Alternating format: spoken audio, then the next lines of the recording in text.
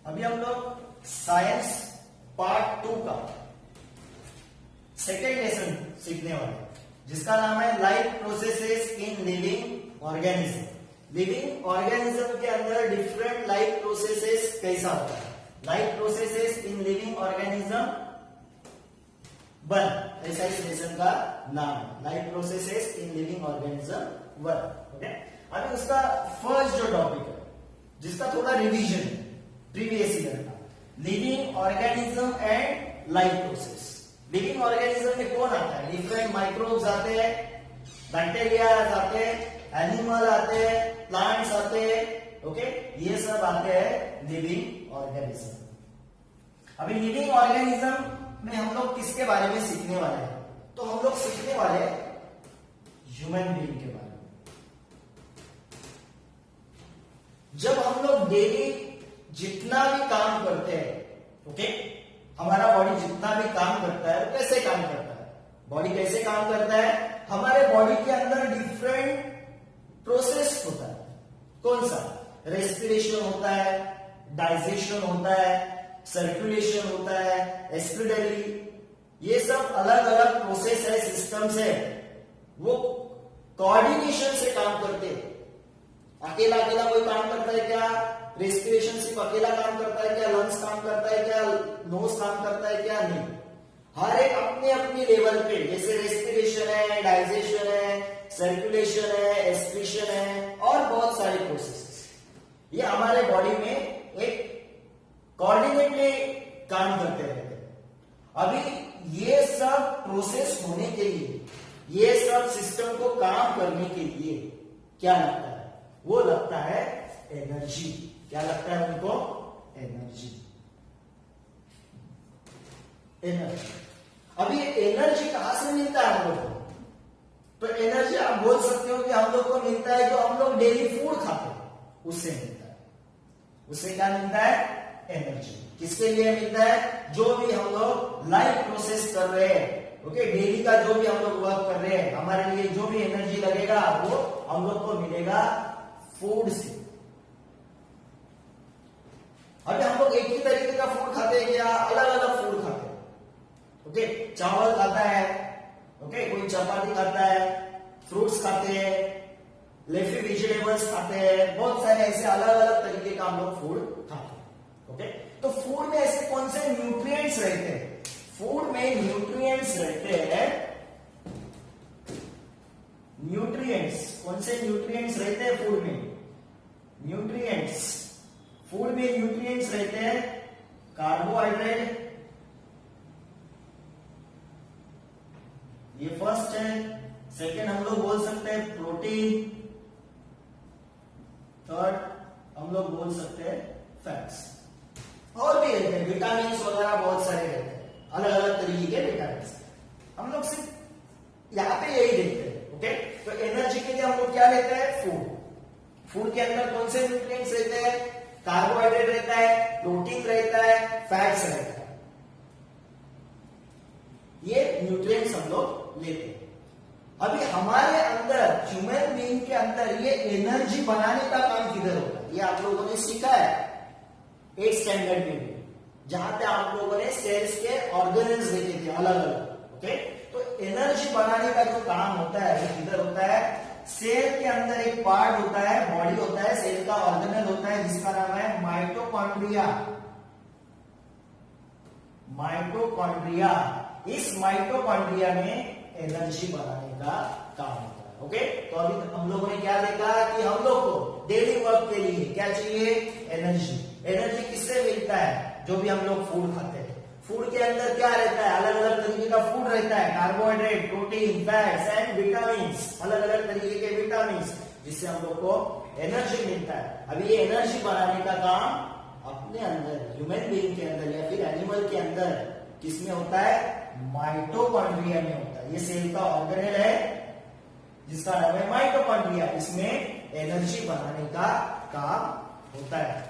अभी ऐसा नहीं है कि एनर्जी जो हम लोग को चाहिए वो सिर्फ फूड से मिलता है, खाना खाने से सिर्फ एनर्जी मिलेगा क्या, नहीं। ये फूड जो है जिसके अंदर ये सब न्यूट्रिएंट्स होते हैं, उनका ऑक्सीडेशन होना जरूरी है। नॉर्मली हम लोग को एनर्जी किससे मिलता है? कार्बोहाइड्रेट। किससे मिलता है? कार्बोहाइड्रेट। ओके, अभी ये कार्बोहाइड्रेट यानी क्या? कार्बोहाइड्रेट यानी क्या? कौन कौन से फूड है जिसमें कार्बोहाइड्रेट रहता है? जैसे कि चावल है, गेहूं है, मिल्क है, इसमें कार्बोहाइड्रेट रहता है। ओके, या फिर पोटैटोज है, इसमें कार्बोहाइड्रेट रहता है। ओके, तो एनर्जी सिर्फ ये फूड खाने से मिलता है क्या? नहीं। ओके, तो एनर्जी के लिए और क्या चाहिए? उसके लिए लगता है ऑक्सीजन। अगर हमारे बॉडी में ऑक्सीजन नहीं है, तो ठीक से ऑक्सीजन का सर्कुलेशन नहीं हो रहा है, तो एनर्जी बनेगा नहीं। ओके, कभी कभी हम लोग देखते हैं बहुत सारे ऐसे फैट लोग रहते हैं, बहुत सारा खाना खाते हैं। ओके, मगर कभी कभी वो हर बार ऐसा बोलते हैं कि नहीं, मुझे थकावट महसूस हो रही है। मे भी उसके पीछे रीजन हो सकता है कि उनके अंदर ऑक्सीजन का लेवल, जो ऑक्सीजन कैरी करना चाहिए, वो लेवल कम रहता है, ठीक से उनके अंदर एनर्जी बनता नहीं है। ओके, तो एनर्जी के लिए सिर्फ फूड नहीं, उसके साथ ऑक्सीजन की भी जरूरत होती है। कैसे? ये जो ऑक्सीजन है, ये कार्बोहाइड्रेट को ऑक्सीडाइज करता है और हमारे बॉडी के अंदर एनर्जी बनाता है। कहां पे एनर्जी बनाता है? माइटोकॉन्ड्रिया के अंदर। अभी इस कार्बोहाइड्रेट से जो है हम लोग को कितना एनर्जी मिलता है? इस कार्बोहाइड्रेट से 1 ग्राम कार्बोहाइड्रेट से कितने ग्राम? पर ग्राम कार्बोहाइड्रेट से 4 किलो कैलोरी पर ग्राम। पर ग्राम 1 ग्राम कार्बोहाइड्रेट से कितना एनर्जी मिलता है हम लोग को? 4 किलो कैलोरी। इतना एनर्जी कार्बोहाइड्रेट से मिलता है। कभी कभी आपको ये फिलअप्स में आता है। ओके, कार्बोहाइड्रेट से कितना एनर्जी मिलता है। ओके, अभी हम लोग का नेक्स्ट टॉपिक जो है वो living organism and energy production. Energy production, living organism and energy production.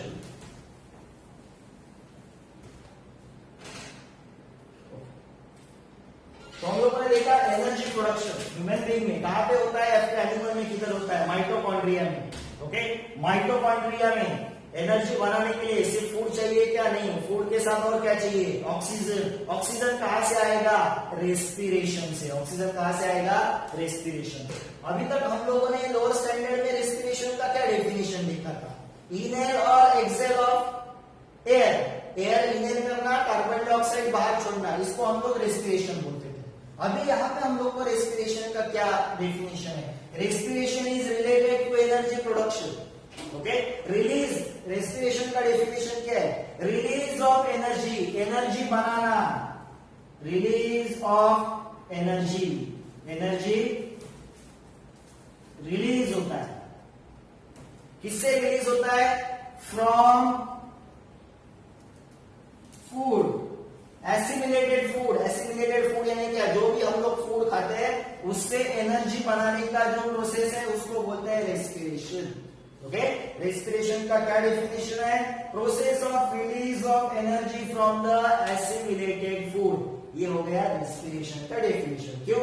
Respiration related है एनर्जी प्रोडक्शन से। क्यों? क्योंकि रेस्पिरेशन में हम लोग क्या लेते हैं? एयर। एयर में से क्या लेते हैं? Oxygen. Without oxygen energy production का काम नहीं होगा। अभी ये रेस्पिरेशन जो है वो 2 तरीके का होता है। इसमें 2 मेथड है रेस्पिरेशन में। रेस्पिरेशन में 2 मेथड होता है। एक है एक्सटर्नल और दूसरा है internal. External and internal. External यानी क्या? एक्सटर्नल यानी एक्सचेंज ऑफ गैस, यानी कि हम लोग एयर लेते हैं, एयर छोड़ते हैं, थ्रू द नोज एयर लेते हैं, एयर छोड़ते हैं, इसको बोलते हैं एक्सटर्नल। इंटरनल यानी क्या? इंटरनल यानी बॉडी के अंदर, सेल के अंदर। अभी सेल के अंदर क्या रेस्पिरेशन होता है? अभी हम लोगों ने जो एयर लिया है उसमें से हम लोग यूज करते हैं ऑक्सीजन। ये ऑक्सीजन हमारे बॉडी के अंदर, सेल के अंदर जाता है और वहां पे एनर्जी बनता है। ओके, तो ये इंटरनल रेस्पिरेशन में एनर्जी बनाने का काम होता है। एनर्जी प्रोडक्शन का काम इंटरनल रेस्पिरेशन होता है। एक्सटर्नल में क्या होता है, एयर लेना, एयर छोड़ना। एयर लेने के बाद उसका ऑक्सीजन का यूज किया जाता है और एनर्जी प्रोडक्शन का काम किया जाता है। अब ये एनर्जी प्रोडक्शन का काम दो तरीके से होता है, with the help of oxygen, without help of oxygen. Okay, कभी कभी हम लोग ऑक्सीजन का यूज करके भी energy, most of the time oxygen का यूज करके एनर्जी बनाते हैं, मगर कभी कभी ऑक्सीजन नहीं मिला या फिर कम मिलता है तो भी हम लोग का बॉडी जो है, सेल्स जो है, माइटोकॉन्ड्रिया जो है, वो एनर्जी बनाते रहता है। ओके, तो हम लोग को, अभी हम लोगों ने थोड़ी देर पहले देखा था कि हम लोग को मेनली एनर्जी किससे मिलता है। एनर्जी मिलता है कार्बोहाइड्रेट से। किससे मिलता है, कार्बोहाइड्रेट।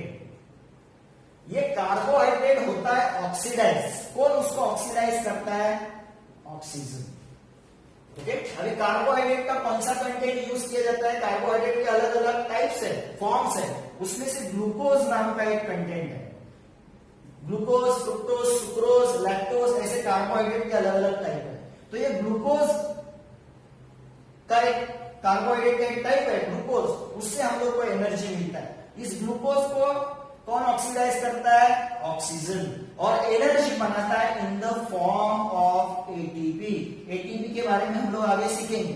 ओके, तो एनर्जी बनाने का काम किससे होता है, मेनली कार्बोहाइड्रेट से। कार्बोहाइड्रेट हम लोग को कौन से फूड से मिलता है, राइस है, व्हीट है, मिल्क है, पोटैटो, उससे मिलता है।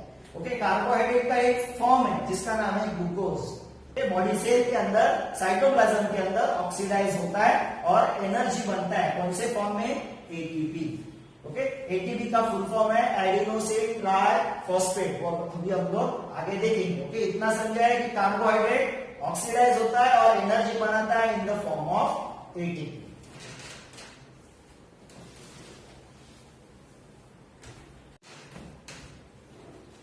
अब ये सेलुलर रेस्पिरेशन जो है, सेल के अंदर जो रेस्पिरेशन होता है, जिसको बोलते हैं इंटरनल रेस्पिरेशन, हम लोगों ने थोड़ी देर पहले देखा कि रेस्पिरेशन दो तरीके से होता है, एक्सटर्नल, इंटरनल। इंटरनल में कहां पे होता है, सेल के अंदर, जहां पे एनर्जी प्रोड्यूस की जाता है। अब ये सेलुलर रेस्पिरेशन जो है वो दो तरीके का होता है, in presence of O2 and in absence of O2। इसको बोलते हैं एरोबिक रेस्पिरेशन और इसको बोलते हैं एनएरोबिक रेस्पिरेशन। ओके, सेल के अंदर दो तरीके का रेस्पिरेशन होता है, इन प्रेजेंस ऑफ ऑक्सीजन और in absence of oxygen. Okay, respiration दो तरीके से, यानी एनर्जी प्रोडक्शन दो तरीके से होता है, एक ऑक्सीजन के प्रेजेंस में, दूसरा ऑक्सीजन के एब्सेंस में। ऑक्सीजन का प्रेजेंस है तो एरोबिक, ऑक्सीजन का एब्सेंस है तो एनएरोबिक। अभी हम लोगों ने देखा था कि एनर्जी जो बनता है वो रहता है एटीपी फॉर्म में। ओके, अभी यहां पे हम लोग एटीपी के बारे में सीखते हैं। एटीपी क्या होता है, ऐसा एक एटीपी का स्ट्रक्चर रहता है।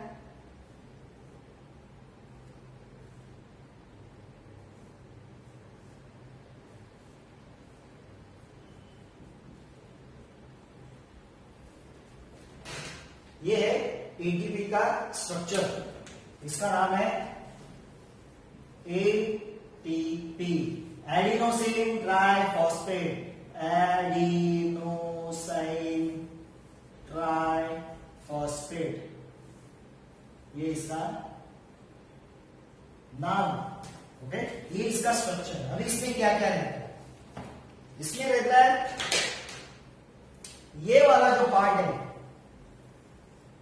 इसको बोलते हैं एडेनाइन।